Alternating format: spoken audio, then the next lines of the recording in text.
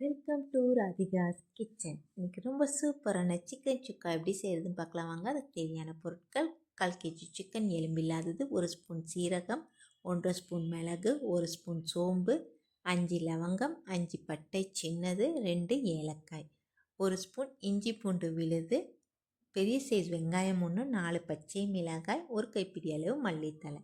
இதெல்லாம் கொஞ்சமாக தண்ணி ஊற்றி கொரப்பாக அரைச்சி எடுத்துகிட்டு வந்துடலாம். ரொம்ப சூப்பராக இருக்கும். நீங்களே வீட்டில் ட்ரை பண்ணி பாருங்கள். அரைச்சாச்சு. இந்த மாதிரி கொரப்பாக அரைச்சி எடுத்துக்கணும். இப்போ தாளிச்சிக்கலாம். நான் 50 மில்லி எண்ணெய் எடுத்துருக்கேன். அதில் முக்கால்வாசி எண்ணெய் ஊற்றிட்டு, எண்ணெய் சூடானதுமே 2 பட்டை, 2 லவங்கம், சிக்கனை போட்டுட்டு அடுப்பை சிம்மில் வச்சிடணும். இது ஒரு 2 செகண்ட் கிளறிட்டு 1/4 ஸ்பூன் மஞ்சத்தூள், உப்பு தேவையான அளவு போட்டுட்டு மூடி வச்சலாம். அந்த தண்ணி சுண்டி வரும். அதுக்கு 1 நிமிஷம்தான் ஆகும். அடுப்பை சிம்மில் வச்சிடணும். நல்லா சுண்டி வந்துருச்சு. இப்போ ஒரு 1/4 லிட்ரு தண்ணி ஊற்றிட்டு அது கொதி வர வரைக்கும் வெயிட் பண்ணோம்.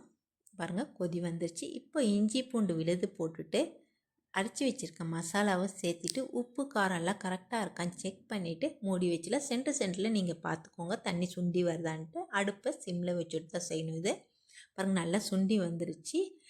மீதி எண்ணெய் எடுத்து வச்சுருந்தோம் இல்லையா, அந்த எண்ணெய் இப்போ ஊற்றிக்கணும். ஊற்றிட்டு ஒரு 3லேருந்து 4 நிமிஷம் கைவிடாமல் கிளறி விட்டுட்டே இருக்கணும். அடுப்பை சிம்மில் வச்சுட்டு.